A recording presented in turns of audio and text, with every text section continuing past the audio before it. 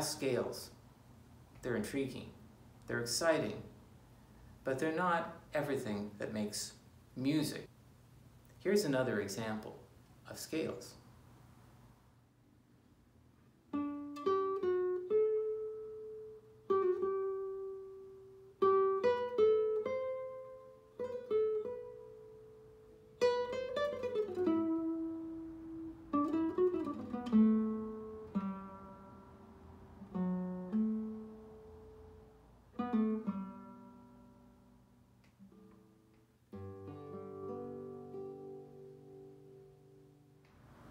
What was different about those two comparisons of scales?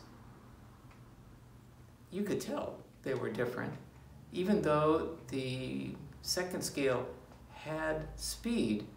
There were different elements that made it sound more expressive. One element was dynamics, another element was the fact that notes connected. We would call that legato. And most important, there was a sense of phrasing that made the music sound as if it was saying something, as opposed to just a series of exciting notes strung together. So what I'd like to be able to do with this video is to help you learn what you can do to try to develop your scale practice, so that you can not only play scales quickly, like in the first example, but that you can also play scales expressively, musically, and passionately. Okay, well, the most important thing for the left hand in scale practice is that the fingers are close to the fingerboard and positioned over the frets we need them to be. So say, for instance, we were in 7th position.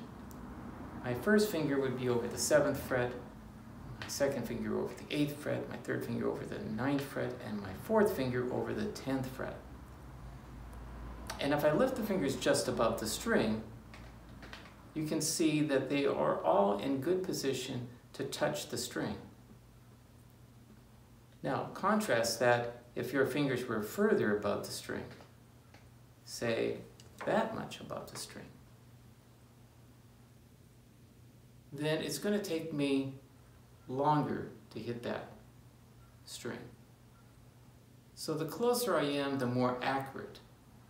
And also, the quicker I will be able to get to that note. So proximity, making sure that they're positioned over the right frets, and closeness to the string is one of the prerequisites to being able to get good, quick, and accurate fingering. You can do an exercise by initially touching the strings, get them in position, then lift them above the string, and then individually put a finger down and lift, down, lift, kind of like pistons. And see what happens to the other fingers. Now, if you put one finger down and these come up, well, then that scale's going to have a problem because these fingers are not going to be able to get to the next note quickly enough. You would probably have noticed that if I played those notes, my fingers are pretty close to the strings. If I had to move further, it would slow the sequence of notes down. So one exercise you can start to do is by trying to see if you can keep the fingers close to the string. And I would do that on the 3rd string to start with, then the 2nd string, and the 1st string. Okay. The right hand is another part of fast scales and accurate scales and musical scales. You would like, when you strike a string, that the finger, again, like the left hand, is close to the string. So you don't want the fingers far removed. You would like them close to the note and the string that you're going to strike. So if I'm doing a scale, I'm going to be striking, say, the 3rd string, and as I strike it with the index finger, the middle finger is already in position to strike the 3rd string. So the key is to be able to alternate the fingering, and that's one thing that you want to do when you're practicing scale. And to see if you, as you strike the string and you release the finger, relax and let it return, that the next finger can be actually engaged. Yes? So, number one, as we just review, keeping the fingers close to the string and practicing them individually. And then you could practice striking the string with the index and middle. Lift, moving the next finger. Lift. Lift.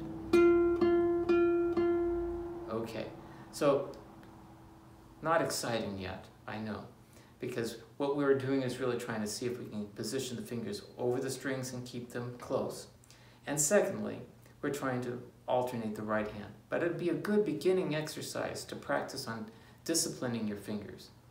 The next would be 2-finger patterns. Most scales are 2- and 3-finger patterns across the fingerboard. So when we do, let's say, a D major scale, you notice the first 2 notes were just a 2-finger pattern, and the next 2 strings were 3-finger patterns.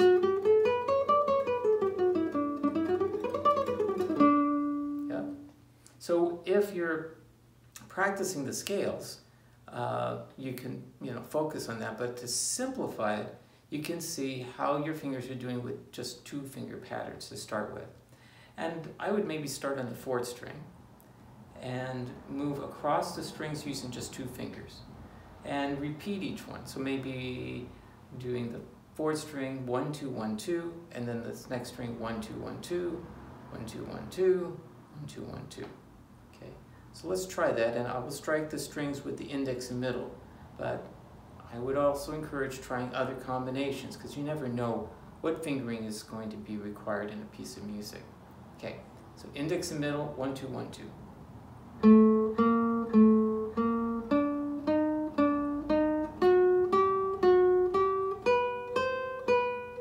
And backwards.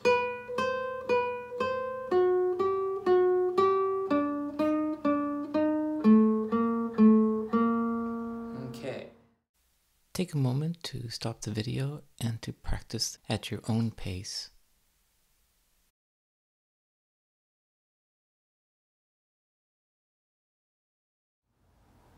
Okay, I hope that is helpful to you. And again, if you find these videos helpful, please like them and consider subscribing to my channel. Thank you. Look forward to seeing you again.